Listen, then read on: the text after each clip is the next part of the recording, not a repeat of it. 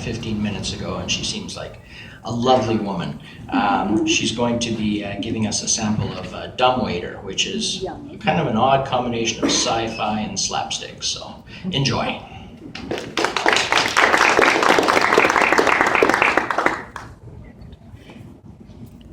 This is my first time doing this, so please bear with me.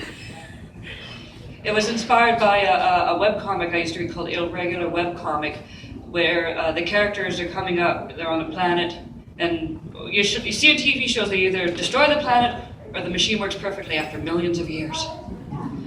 So this is about what might also happen. Jordan, what are you doing? Lieutenant Redred asked, seeing the technician crouched behind the dust-covered machines they found on this Earth-class planet. The International Space Society had deployed the team the instant forward scout probes reported ancient canals and roadways at our massive city, the latter currently holding Jordan's near undivided attention.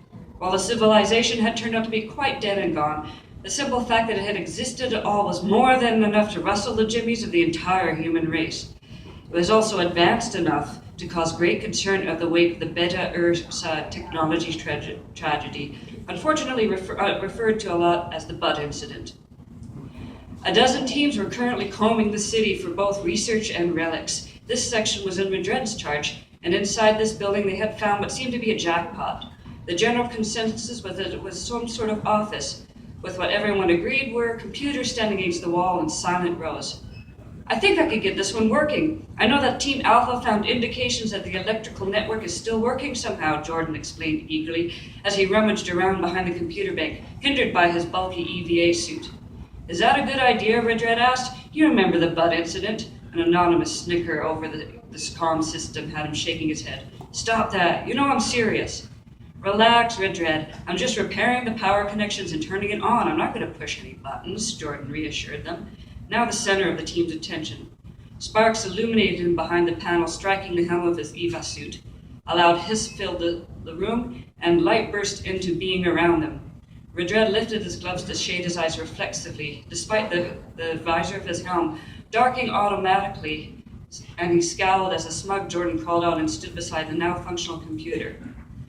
Christoph, one of the other technicians, stepped towards the computer banks and carefully, brushing the thick dust and sand off the panels with his gloves, peered at the alien symbols now scrolling on the screen. You turn them all on, man. For all the good it does us. Heaven knows I don't know what they say. Touch nothing, pressed Redred, starting to lose his cool. Seriously, I'm in charge here. You could get us all killed, Jordan. Abruptly, a klaxon went off, and the entire team jumped in their space boots.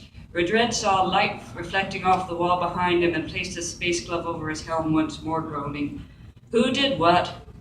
I did, offered a sheepish voice. Third technician Handsome raised his hand like a schoolchild, shoulders stooped, standing beside a rapidly flashing console.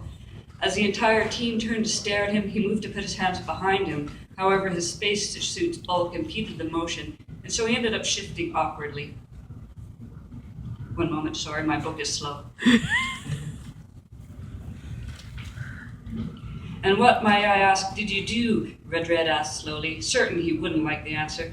Well, I saw that this unit had a card slot, and I dusted it out to see if it was obscured, Hansen explained. And it wasn't. I had my bank card with me, and it seemed the right size and shape for the slot.